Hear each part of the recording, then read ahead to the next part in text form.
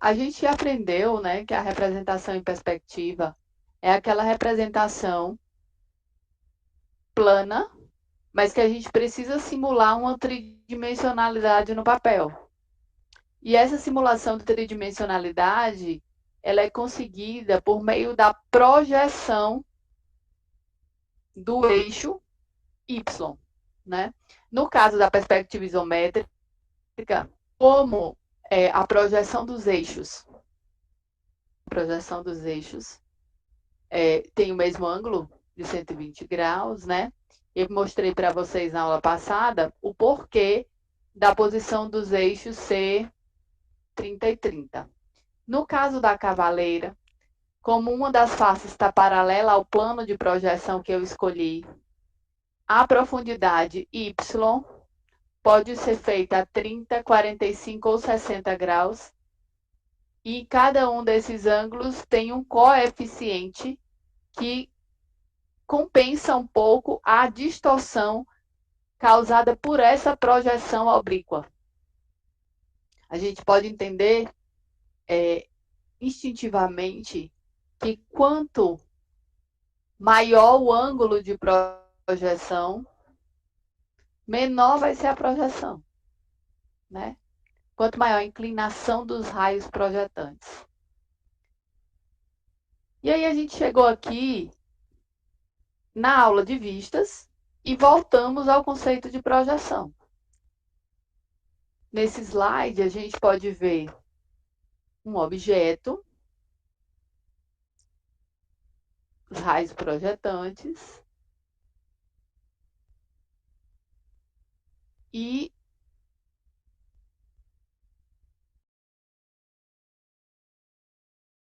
o plano escolhido para a projeção. Então, aqui a gente tem um objeto, os raios projetantes e o plano escolhido para a projeção.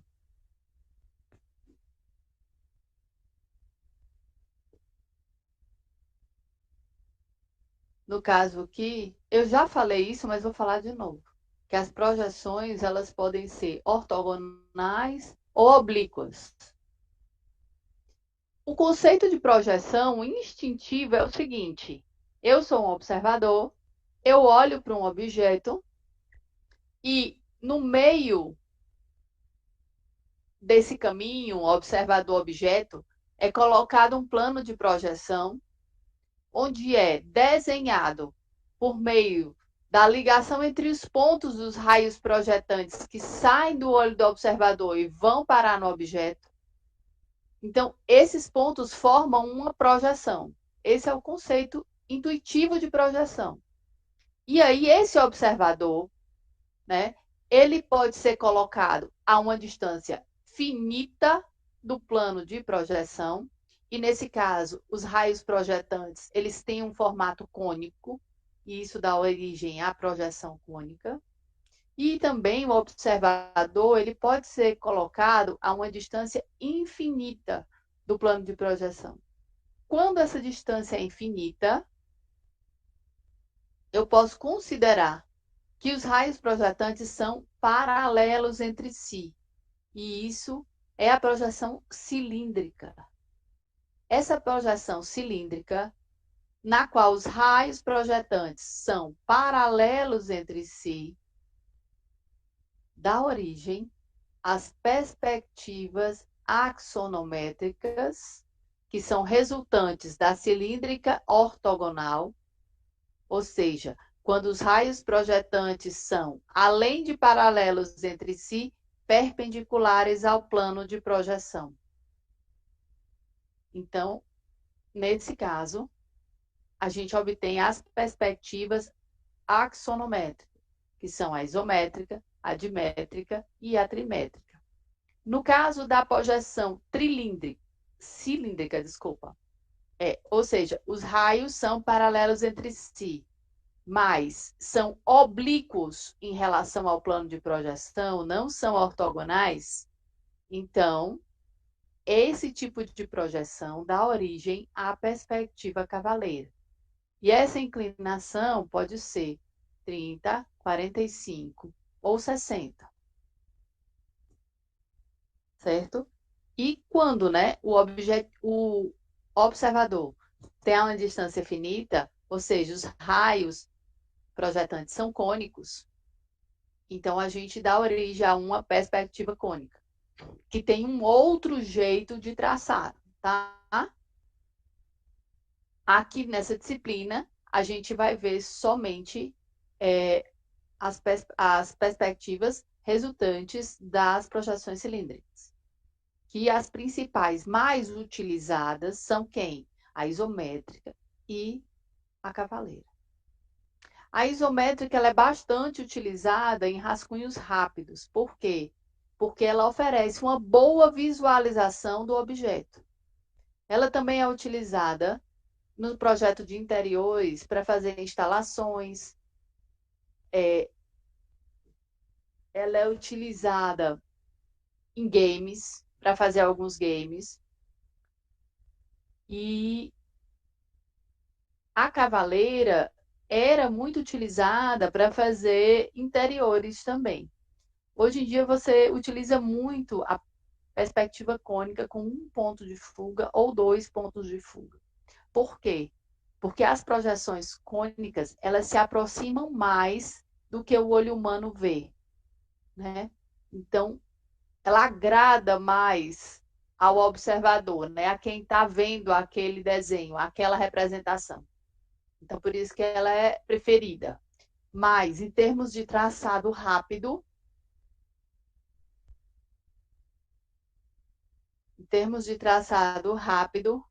a perspectiva isométrica, né, é o melhor custo-benefício, vamos dizer assim. Se você precisa traçar de uma maneira rápida, você faz na. Quando você tem muita habilidade, já treinou bastante, aí você pode fazer num traçado rápido a perspectiva cônica, tá? Mas em desenho técnico, nas representações técnicas, as perspectivas que a gente usa são a isométrica e a cavaleira, tá certo?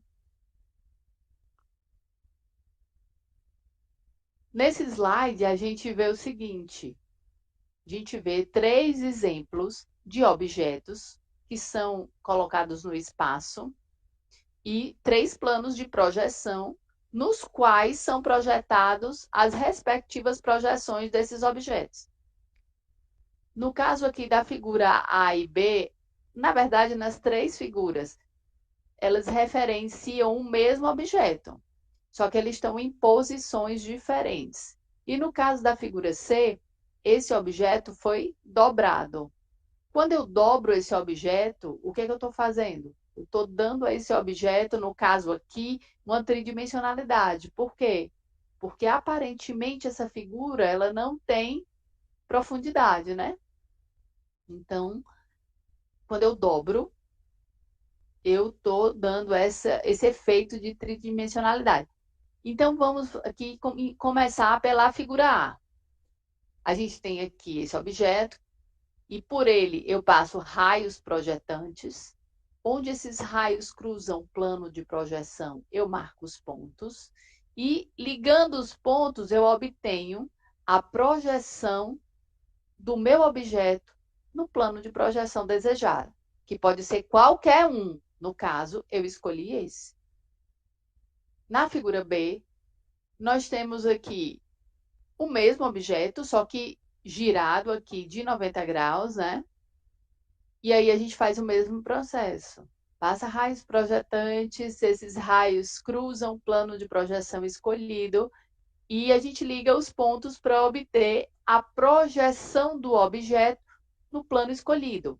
E nesse caso, como a posição é diferente, eu obtenho uma projeção da aresta, né? Porque ele quase não tem aqui. No caso, se a gente seguir a convenção que a gente está seguindo sempre, que nesse sentido é o eixo X, então ele quase não tem comprimento, né? Então, por isso que a projeção é uma aresta. Na figura C, o que aconteceu? Quando a gente dobra o objeto, aparece aqui uma tridimensionalidade. Isso é feito justamente para que fique claro a diferença entre a representação em perspectiva e a representação em vistas ou projeções, né? O mesmo procedimento, passa raios projetantes pelo objeto. Quando ele cruza o plano de projeção, você marca os pontos. E aí você liga os pontos e você obtém a projeção do objeto no plano desejado. E quando eu falo de projeção ou vista, vou repetir o que eu já falei anteriormente. Essa daqui é a vista frontal.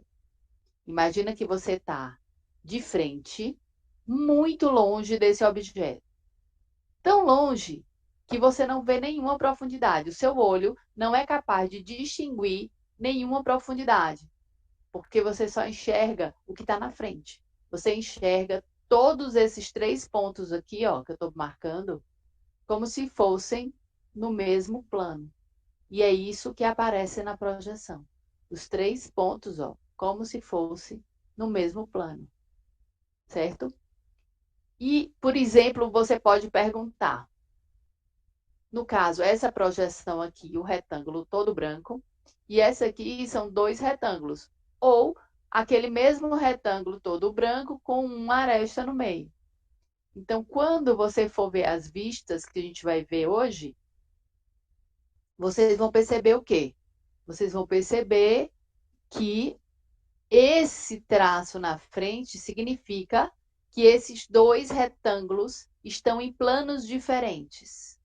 Se não tivesse, a figura ficava semelhante aqui à figura a projeção da figura A, né? E aí a gente ia concluir que todos os pontos desse retângulo estavam no mesmo plano. No caso aqui, como tem a aresta, eu concluo que esse retângulo está em um plano diferente do retângulo da direita. E é por isso aqui, ó, que relaciona-se esse objeto a essa projeção, certo? Bom, agora a gente pode ver o quê? 3 sólidos conhecidos da gente, que são cilindro, um prisma de base quadrada e um prisma de base triangular. E o que nós estamos vendo? Nós estamos vendo um plano de projeção vertical, e nesse plano de projeção vertical, nós estamos vendo as projeções das vistas frontais desses sólidos. E o que a gente conclui por meio da observação? Que nos 3 casos, a vista frontal desses sólidos são retângulos. E por que são retângulos? Porque a vista, ela sempre vai ser com relação ao paralelepípedo envolvente. E como você está muito longe, por exemplo, aqui no círculo, você não enxerga essa curvatura, você enxerga como se fosse reto. Porque para você lá longe, a distância aqui do diâmetro, esse ponto, ele não está aqui, ele está aqui na frente. Assim como esse ponto não está aqui, ele vem aqui para frente. É por isso que você enxerga uma reta. E é por isso que você enxerga um retângulo. Certo? Então, por esta figura, a gente observa que figuras diferentes, sólidos diferentes, objetos diferentes, podem ter a mesma vista frontal. Então, a representação plana dessa figura seria a vista frontal dos 3 sólidos, certo? E depois que a gente observa isso, a gente conclui o quê?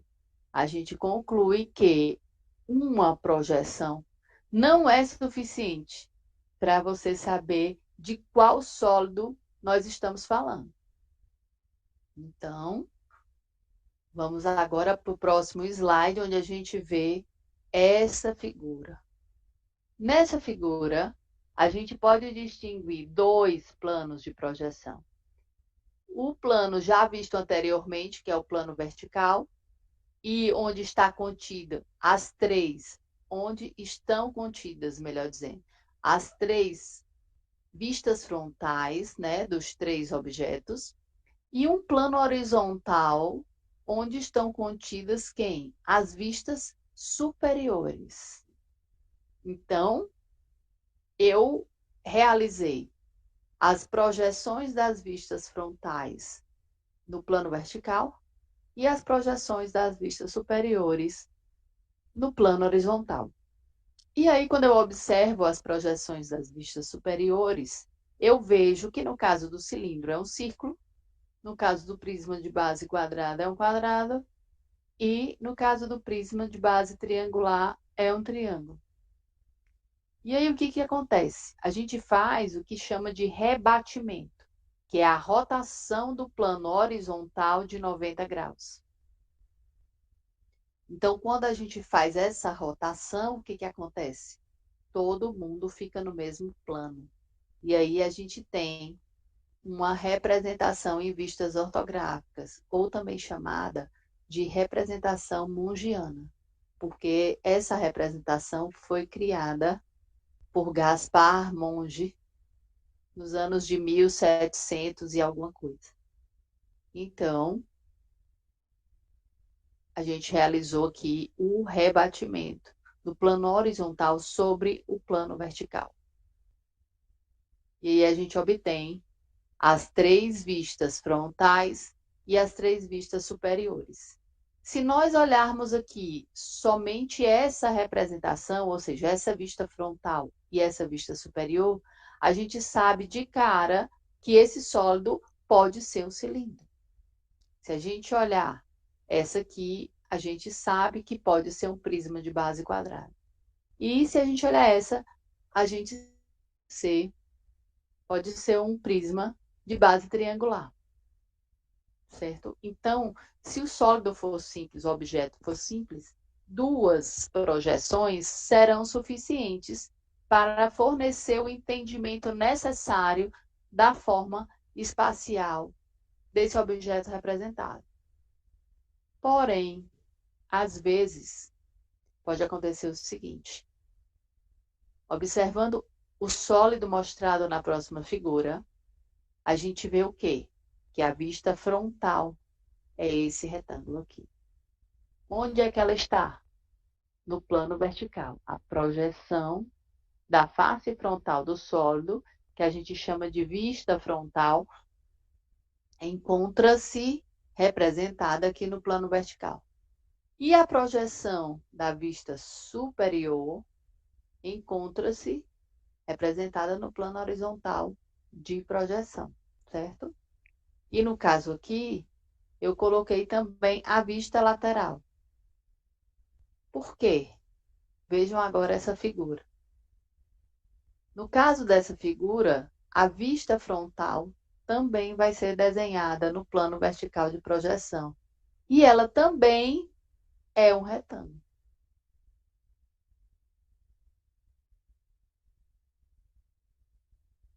A vista superior também vai ser representada no plano horizontal de projeção. E ela também é um retângulo. Inclusive, ó, a gente observa que tanto a vista frontal quanto a superior, em ambos os casos, são iguais. E nesse caso, a gente conclui o seguinte: às vezes, 2 projeções não são suficientes para a gente identificar o sólido. Por exemplo, se eu desse para vocês aqui a vista frontal e a superior, e eu podia perguntar o seguinte: quais sólidos podem ser representados por meio dessas vistas? Faça aí as perspectivas. Aí vocês podiam desenhar esse, podia desenhar os 2, né? Podia desenhar outros. Mas eu não podia perguntar o seguinte: a que sólido pertence essa representação? Porque tem mais de uma possibilidade. Nesse caso, o que é necessário? É necessário uma outra projeção, né?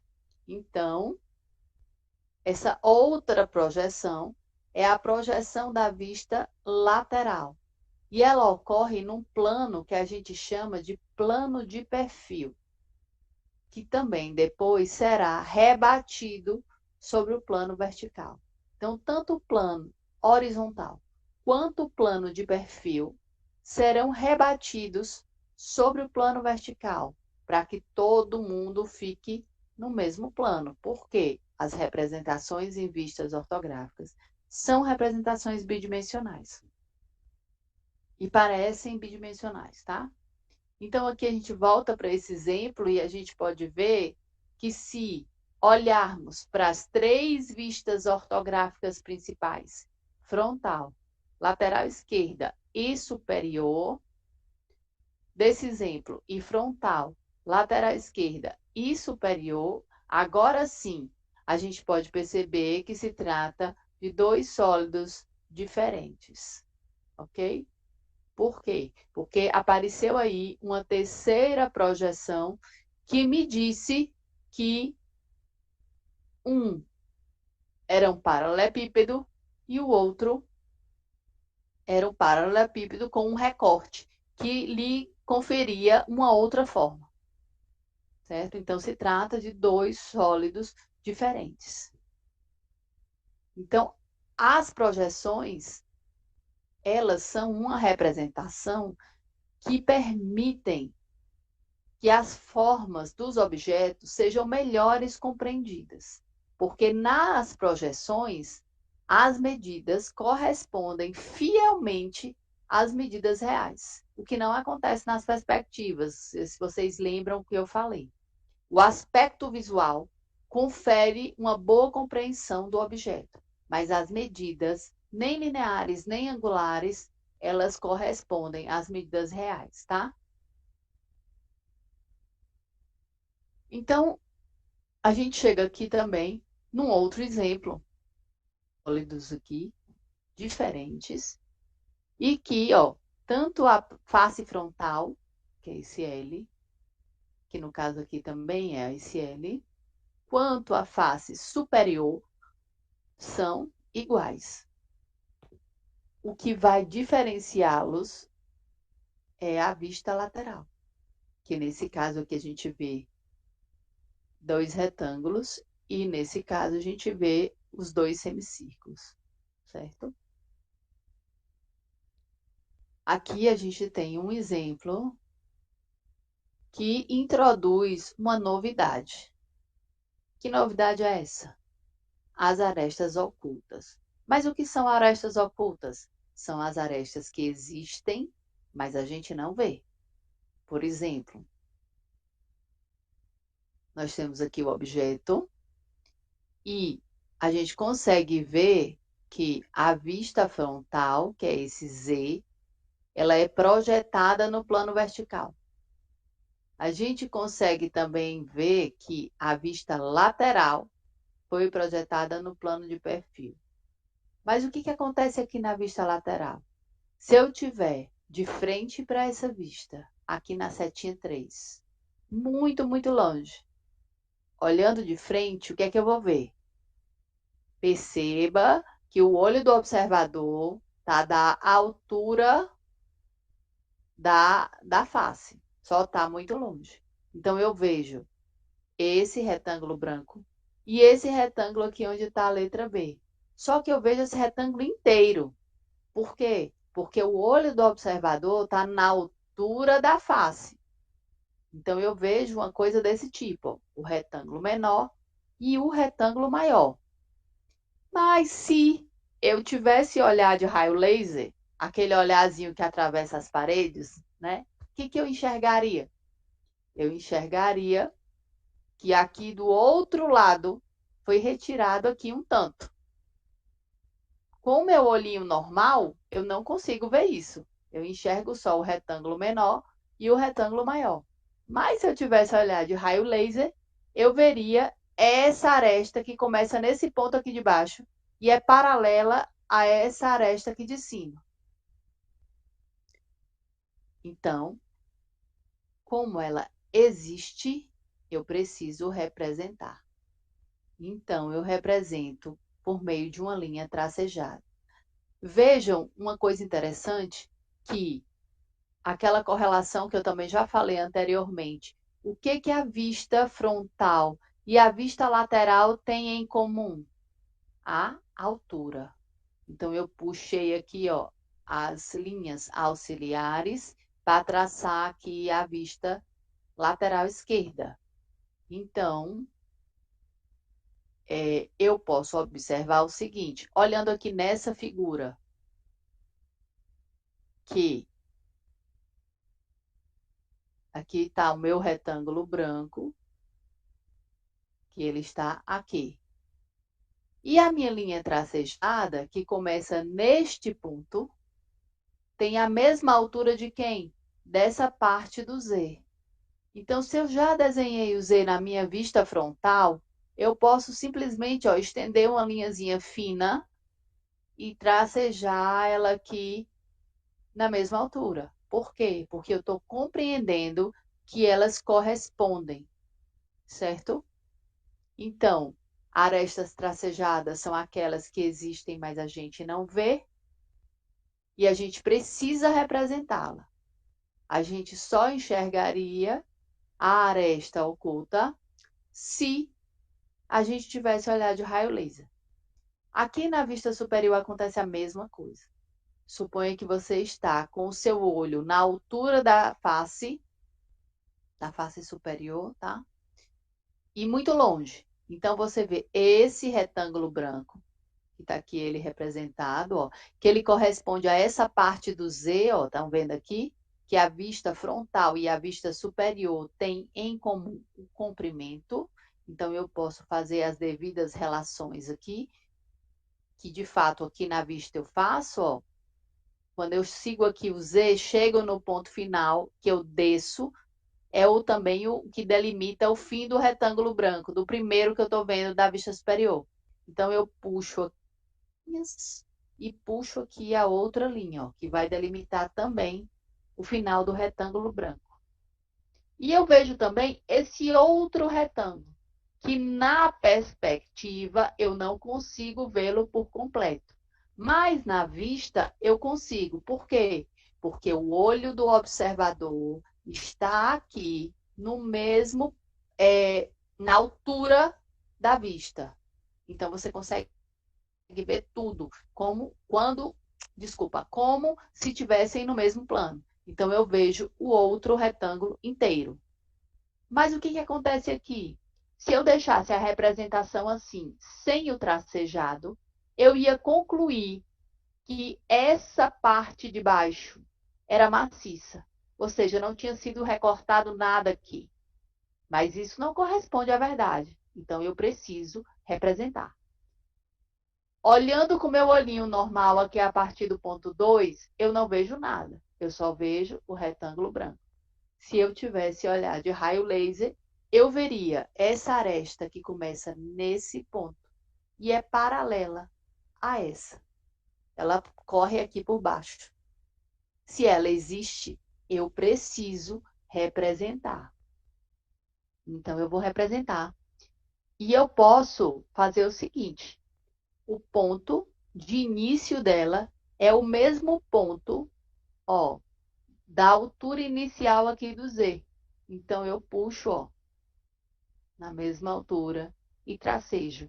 Então, aqui nós obtemos as 3 vistas ortográficas principais desse sólido, que corresponde aqui a essas representações.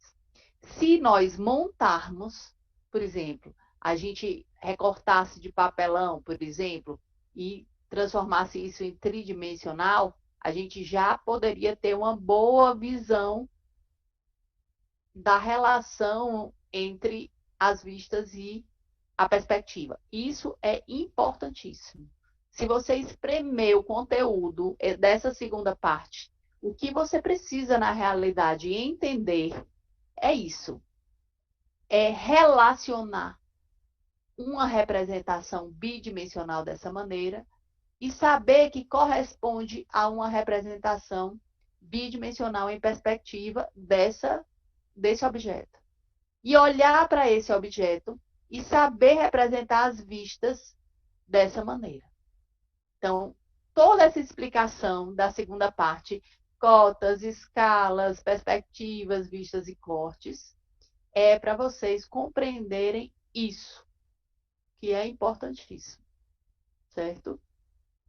Então, aqui a gente vê um outro exemplo, né?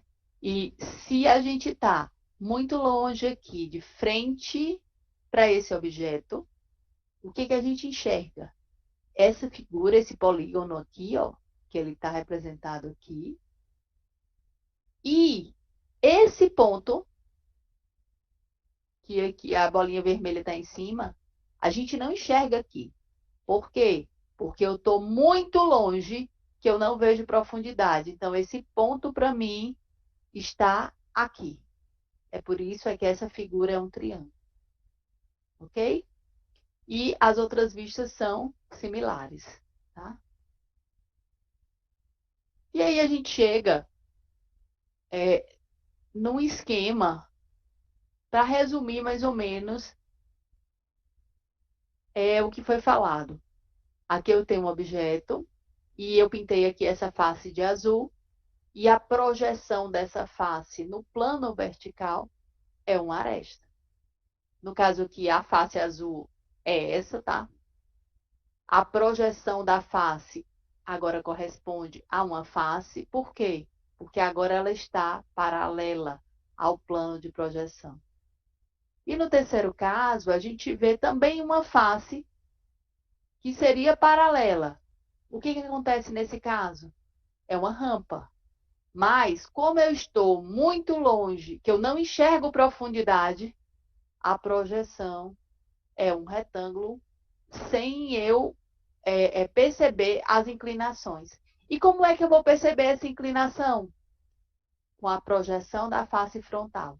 Porque se eu estiver aqui na frente olhando de muito longe, eu vou perceber nada.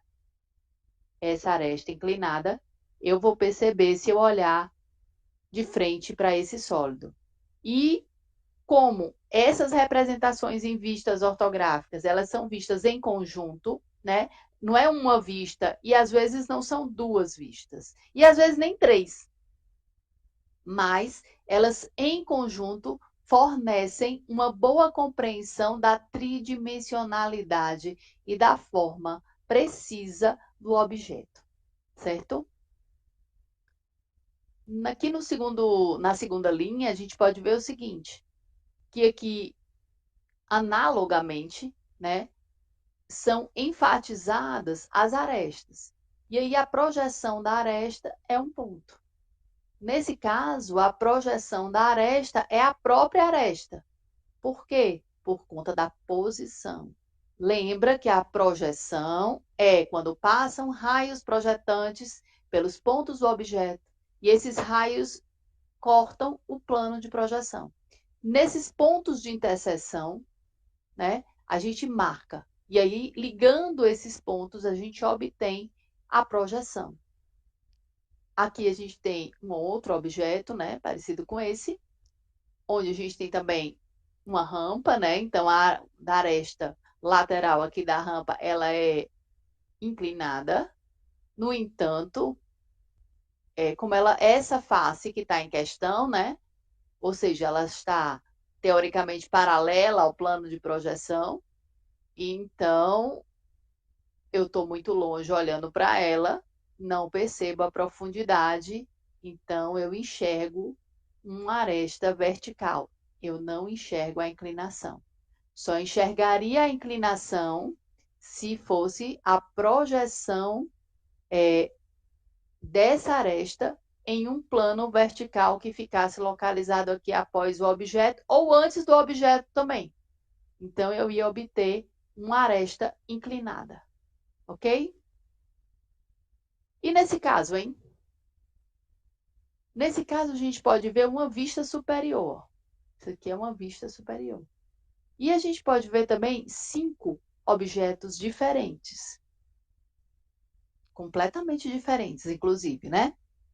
Mas o que a gente observa? Que apesar dos objetos serem completamente diferentes, por exemplo, o B e o F, né? As vistas frontais são as mesmas. Ou seja, existem, né? Esse exemplo é muito bom para a gente mostrar como uma representação bidimensional pode corresponder a várias as representações tridimensionais, né? Várias visualizações, na verdade, porque essas representações aqui também são bidimensionais. Mas a visualização aqui, né, simula uma tridimensionalidade. E nesse caso, não. É uma visualização totalmente bidimensional, né? Mas a gente pode compreender aqui de forma clara o quê? Que uma visualização bidimensional, ela pode corresponder a visualizações tridimensionais completamente diferentes, né? Então, é essa habilidade que a gente precisa ter, tá certo? E aqui, voltando a falar dos diedros, né? Só para vocês compreenderem exatamente do que se trata um diedro, né? E que aqui a gente tem o primeiro diedro e o terceiro diedro. E voltando a dizer que na disciplina eu só cobro o primeiro diedro, porque é o mais utilizado. E, na verdade, como eu já expliquei a vocês na outra aula, a representação, a projeção é a mesma. Ela só é colocada em outro local, tá? Então, lembrando que a representação em vista ortográfica, a gente considera que o nosso objeto está dentro de um paralelepípedo. E em cada face desse paralelepípedo, eu vou traçar a projeção da face correspondente do meu objeto, que está dentro do paralelepípedo, e depois eu vou planificar esse paralelepípedo, certo? Então, isso é que é a projeção, né? Então, eu preciso lembrar que, no caso aqui, o meu paralelepípedo está no primeiro diedro. E aí, ele planeja no primeiro diedro. E para que a gente entenda bem direitinho, eu também já falei na aula passada, exatamente para vocês já irem se convencendo disso, né? E para ficar mais fácil o entendimento, a gente chama de projeção no primeiro diedro, quando o plano de projeção encontra-se depois do objeto. Quando a configuração é a seguinte: observador, objeto, plano de projeção. Certo?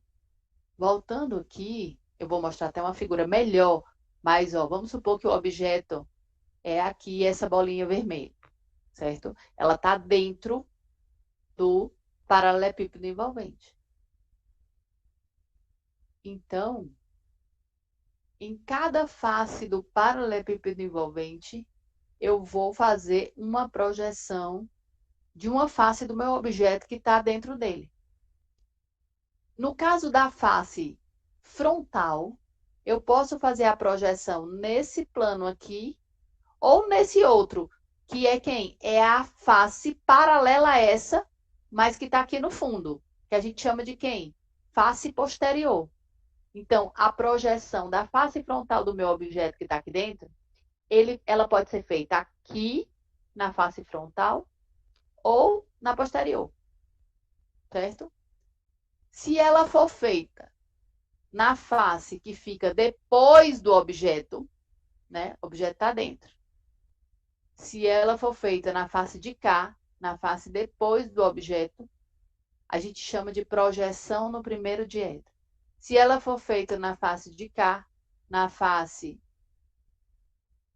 antes do objeto, a gente chama de projeção no terceiro diedro. Então, isso é uma convenção.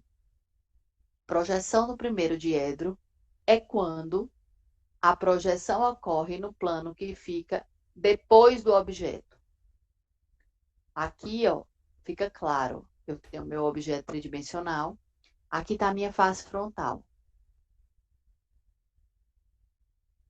E aí, a minha face frontal, eu estou vendo quem? Se eu estou aqui de frente, muito longe, eu vejo esse L e vejo esse retângulo. Aqui está o L e aqui está o retângulo. Esse paralelepípedo não está fechado, né? Tá faltando quem? Essa face anterior aqui e essa aqui, né? E aqui, a tampa. Essas faces não estão aqui. A gente só está vendo 3. Mas para o nosso propósito é suficiente para a gente entender. Então, eu tenho meu objeto. A projeção da face frontal foi feita no plano vertical após o objeto. Então, no primeiro diedro, a projeção da face frontal se encontra nesta posição. Se fosse no terceiro diedro, a projeção, que é exatamente essa, porque se você está de frente para esse objeto a uma distância muito longe, você está vendo isso aqui. Só que se a sua projeção for no terceiro diedro, ao invés de você desenhar aqui na face que fica depois do objeto, você vai desenhar nessa aqui, ó, na face que fica antes do objeto. É só isso. Na verdade, alguns lugares usam primeiro, outros usam terceiro, mas o mais utilizado hoje em dia são as projeções no primeiro diedro, tá? E elas se tratam, na verdade, assim, vocês entenderam vistas? Então pronto, a projeção da face frontal é aquela, certo? Agora, por que é importante, por exemplo, não confundir? É importante porque vou já mostrar a vocês uma coisa seguinte, peraí. Bom, ó, ele chama aqui de plano vertical anterior, né? Então, se a face frontal for traçada aqui no plano vertical anterior, a gente vai tratar do terceiro diedro. E se a face frontal for desenhada aqui no plano vertical posterior, a gente vai tratar de primeiro diedro. E assim vale para todas as faces. A lateral esquerda, quando ela é desenhada no lateral direito, aqui, a gente está falando de primeiro diedro. Por quê? Porque o plano lateral direito fica depois do objeto. Quando ela é desenhada aqui no plano lateral esquerdo, a gente está falando de terceiro diedro. E qual é a diferença que isso vai fazer quando a gente for planificar? Lembram-se que eu falei que a gente tem o paralelepípedo envolvente e depois planifica? Quando a gente for planificar, o que sai carimbado, representado, traçado em cada face do paralelepípedo envolvente é diferente se for no primeiro ou no terceiro diedro. Então, ó, aqui a gente está fazendo o rebatimento da projeção no primeiro diedro, tá? E aí a gente obtém, depois de rebatida, a seguinte configuração, que a gente chama de quem? Vistas ortográficas principais.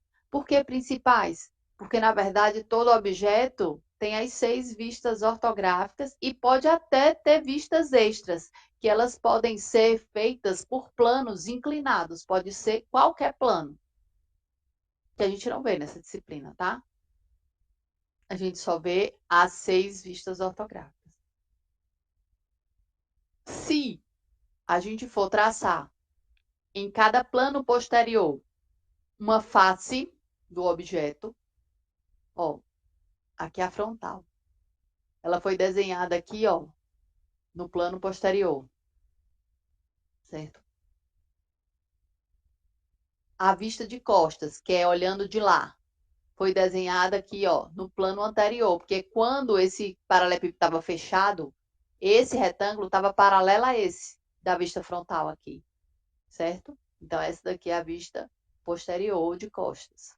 A lateral esquerda, ela foi desenhada no plano depois. A lateral direita foi desenhada no plano depois. Então, todas são desenhadas no plano depois. Depois a gente corta aqui as arestas do paralelepípedo e vai desdobrando para planificá-lo. Quando fica tudo desdobrado, as posições ficam assim, ó. Frontal, lateral esquerda, superior. Aí do outro lado da frontal fica a lateral direita e do lado direito da lateral esquerda fica a vista posterior de costas. E acima da vista frontal fica a vista inferior. Então, essa configuração é a configuração das vistas ortográficas no primeiro diedro. que é o que eu vou pedir para vocês, certo? Vocês não precisam escrever, inclusive. Vocês têm que colocar nessa posição aqui. Lembrando que eu falei aula passada que essa distância é maior ou igual a 2 centímetros. E que a distância que você escolher é a mesma distância entre todas as vistas, tá? Eu acho que para o nosso caso, que eu não vou pedir cotas, 2 centímetros está ótimo, tá? Bom, quando a gente fala de terceiro diedro, né, é a mesma coisa. Você vai botar o seu objeto dentro de um paralelepípedo envolvente. Em cada face do paralelepípedo envolvente, você vai traçar uma projeção do objeto e depois você vai planificar esse paralelepípedo. E a convenção é: o plano fica entre o observador e o objeto. Então, quando tem observador, objeto, plano, primeiro diedro. Quando tem observador, plano, objeto, terceiro diedro. E aí, feitas os traçados das projeções das faces do objeto em cada uma face correspondente do paralelepípedo envolvente, a gente corta para planificar. E aí a gente obtém essa outra configuração no terceiro diedro. Veja que aqui, do lado direito da vista frontal, tem a vista lateral direita. E do lado esquerdo, a vista lateral esquerda, né? Então, cada lugar configurou, adotou, melhor dizendo, uma convenção que melhor lhe servisse, né? No Brasil, se usa o primeiro diedro. Hoje em dia, eu acho que em quase todo lugar se usa o primeiro diedro. Aí aqui o que eu coloquei, ó? As duas configurações, primeiro diedro e terceiro diedro. Por quê? Para que a gente possa observar o seguinte: vista frontal, ela tem esse aspecto. Ou seja, se eu tiver com o olho do observador na altura da minha vista frontal, muito longe, o que eu vejo? Uma figura com esse aspecto aqui. Aí eu vou lá no terceiro diedro procurar a vista frontal, ó. É exatamente a mesma coisa, né? E a lateral esquerda? A lateral esquerda eu vejo aqui, ó, esse C meio invertido, ou um U invertido, esse retângulo e esse outro retângulo. Só que essa partezinha é tracejada. Aí eu vou atrás da vista lateral esquerda aqui. É exatamente a mesma. Ou seja, a projeção da vista do meu objeto é a mesma. O que muda é o local. Aí eu volto lá naquela pergunta que eu fiz. Qual é o problema que pode dar? Problema absurdo, porque se eu não souber que essa representação, por exemplo, é no primeiro diedro e for construir, então o que era para ficar do lado direito pode ficar do lado esquerdo, o que era para ficar em cima pode ficar embaixo, e isso transforma completamente o produto, podendo inclusive inutilizá-lo, né? Anulando alguma função, porque ele foi pensado para ter certas funcionalidades e a forma ser uma ou outra numa posição pré-determinada. Então, se isso é modificado, com certeza vai prejudicar ou até inutilizar o artefato. Então, é por isso que a gente tem que saber exatamente o que está fazendo. Então, aqui nesse exemplo, a primeira parte de toda essa explicação é o seguinte: dada uma representação em perspectiva, faça a representação em vistas ortográficas. Diante desse quadro, o que eu faço? Eu olho aqui para a vista frontal. Se eu quiser e tiver um pouco de dificuldade, eu posso completar o paralelepípedo envolvente, como eu fiz aqui, ó. Estão vendo? E aí, se eu tiver muito longe de frente para cá, olhando o que eu vejo? Esse retângulo e esse aqui. Então, eu vou aqui nessas medidas, né? Vejo aqui a medida desse retângulo, meço com escalímetro, desenho o retângulo com esquadro, e aí meço aqui a altura e desenho direitinho. Eu não faço a achura, até porque antigamente se achureava. Eu vou até, inclusive, apagar a achura desse slide. Mas, eu vejo dois retângulos brancos aqui. E aí, como é que eu faço? Fiz a vista frontal. Eu sei que eu estou no primeiro diedro. Então, à direita da vista frontal, eu tenho quem? A lateral esquerda, que é tipo esse L aqui. E eu sei o quê? Que aqui não tem nada. Essa parte foi tirada. Então, eu posso ver, inclusive, a correspondência das arestas. Eu sei que a face frontal e a lateral esquerda, ela tem em comum quem? A altura. Então, tá aqui a altura em comum. Então, eu posso puxar aqui minhas linhas auxiliares na parte inferior e superior, certo? Então, estou puxando aqui as linhas auxiliares e vou dar aqui os meus 2 centímetros, né? Para traçar a primeira aresta que vai delimitar o início da vista lateral. E aí eu venho aqui, pego a medida, meço, né? E traço aqui a vista lateral, do jeito que ele está me dizendo aqui. Por fim, falta quem? A vista superior, que eu sei que porque eu estou no primeiro diedro, a vista lateral ela fica abaixo da vista frontal. Então, eu vou desenhar aqui, ó. E eu sei o quê? Que ela tem o mesmo comprimento da vista frontal e tem a mesma profundidade da vista superior. Então, se eu não quiser, eu não preciso nem medir. Eu puxo aqui as linhas auxiliares, que vai me dar aqui o comprimento. E uma observação importante, né? Que a distância que você vai dar entre uma vista e outra vai ser a mesma entre todas as vistas, né?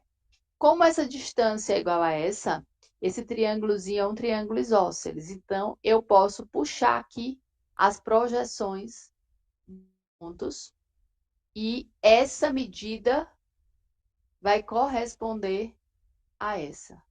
Então, eu posso puxar aqui as linhas auxiliares para determinar o comprimento da minha vista superior e puxar aqui, ó, ligar, né, um ponto a esse e traçar paralela a essa reta, passando por esse último ponto.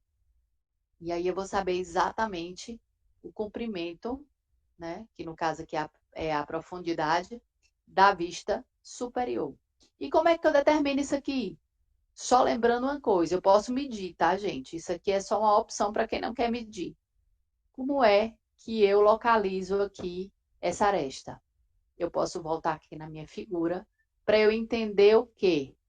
Que este ponto, ele é um ponto que aparece na vista superior, ó, aqui, nesse retângulo, e é um ponto que aparece também na vista lateral, aqui. Então, se esse ponto corresponde a um dos vértices desse retângulo que aparece na vista superior, eu faço aqui, ó, eu trago a perpendicular dele até a aresta inferior e faço uma projeção aqui por meio dessas paralelas. E onde ela tocar aqui, eu vou saber que é o tamanho correspondente na vista superior. Mas eu também posso vir na figura e medir, marcar e traçar, tá certo?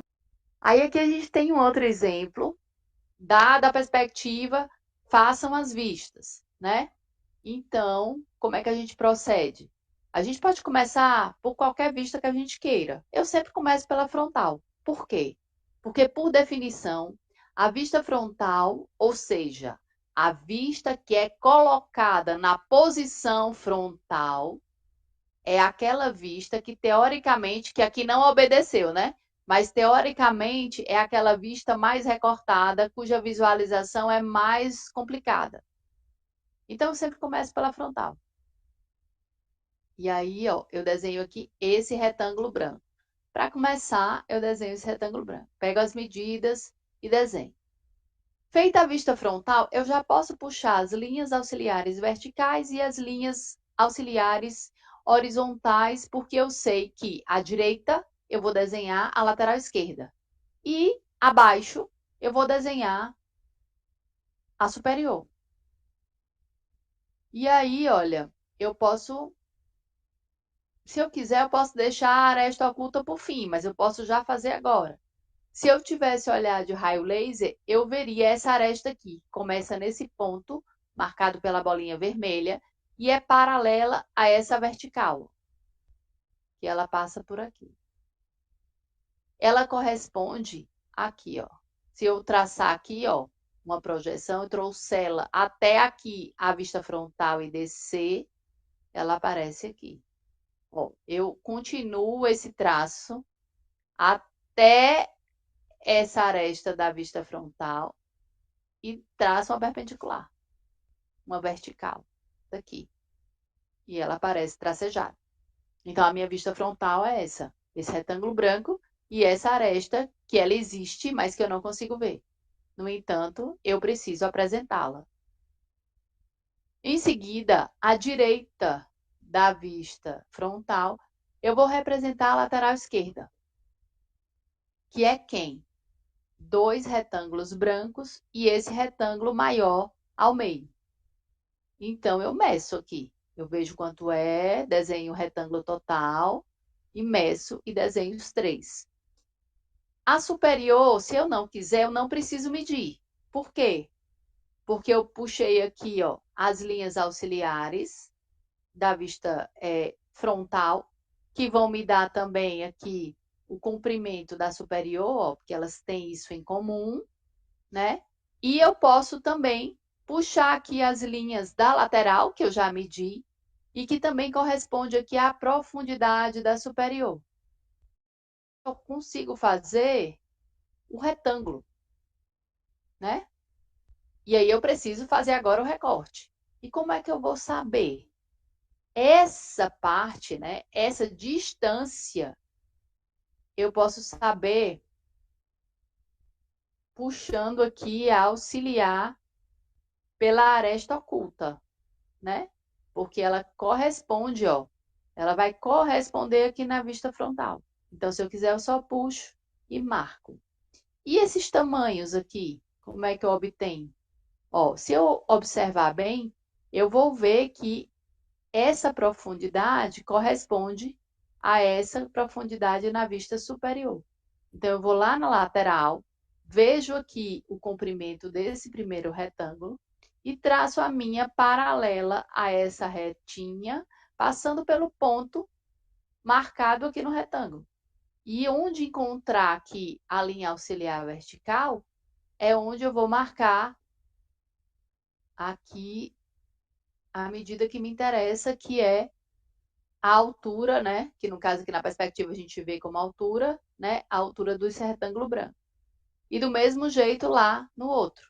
E aí eu já obtenho as três vistas ortográficas principais desse solo. Ok?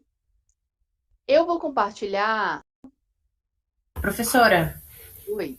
aí é exatamente isso, essas três vistas, desse mesmo jeito que a senhora vai querer no exercício. Sim, senhora. Aí vai Pois. precisar modelar, ou não, é só foto e desenho. Das vistas? Isso, não vai precisar Não, fazer tudo novo, não, né? não. As vistas da representação bidimensional é só o desenho na folha, Ah, ok, tá bom. certo?